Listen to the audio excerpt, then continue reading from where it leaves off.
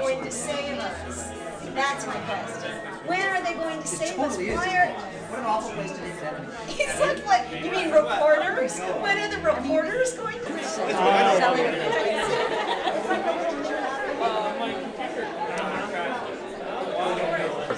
Red wine? Red, please. Yes, thanks.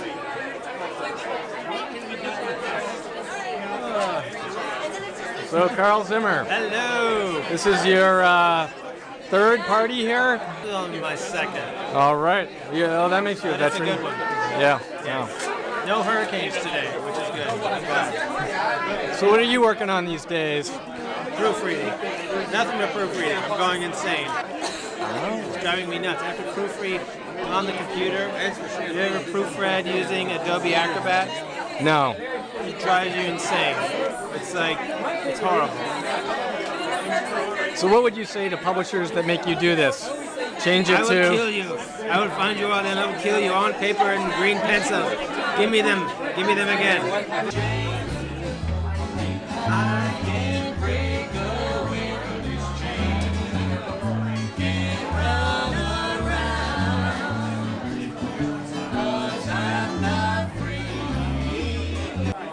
Your hair, Mark, your hair looks pretty good. Is my hair good enough for this? Because it's good enough. The New Haven Review is all about hair, the good hair, which is why me and you, we make beautiful magic, hair-wise. Yeah, that's right. You can't edit and publish if you've got bad hair. That's right. As you know. So what can I tell you? Well, tell us about the New Haven Review. Well, the New Haven Review was founded when I was unemployed for a brief spell. I'd been fired by the Templeton Foundation. I was editing this in-house thing they did. I had nothing to do, so I asked all my New Haven friends who were serious, good writers, would you write something? And I collated it all. I published it on desktop Microsoft Word. I photocopied it at the local copy shop.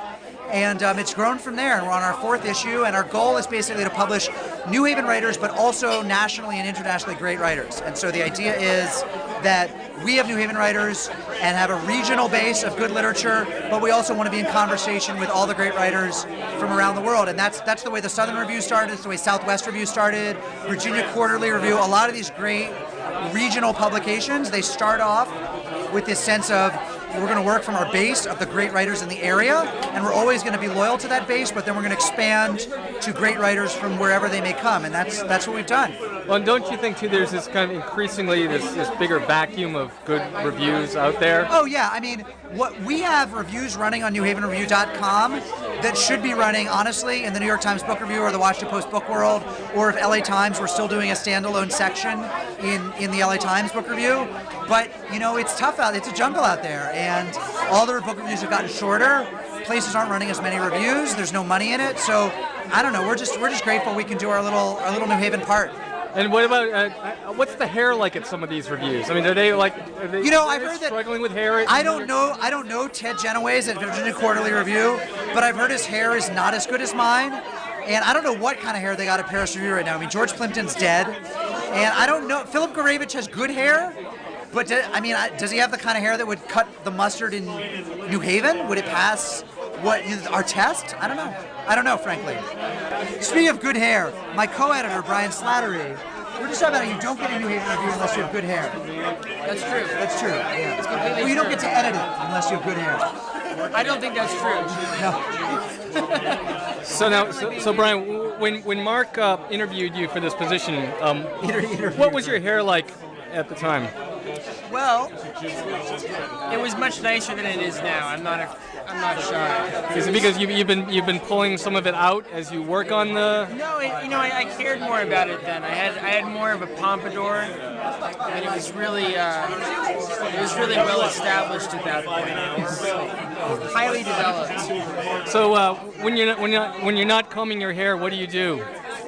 Combing my hair. Combing your hair. Yeah, I spend a lot of time on it. I mean, it's got to look just right for, when I go to the grocery store and the coffee shop. A few years back. Yeah, it's great.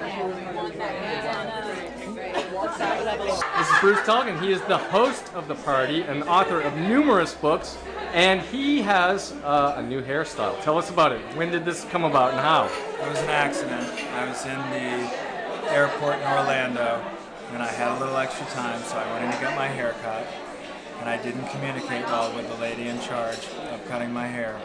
and this was the result.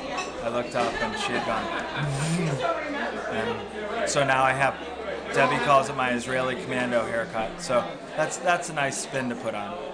See, and I predict that he's going to like this increasingly, so much that he will go the full route. I could be on my way there. Yeah. We'll call that. I mean, what will I call that? I'll call that a John Spalding.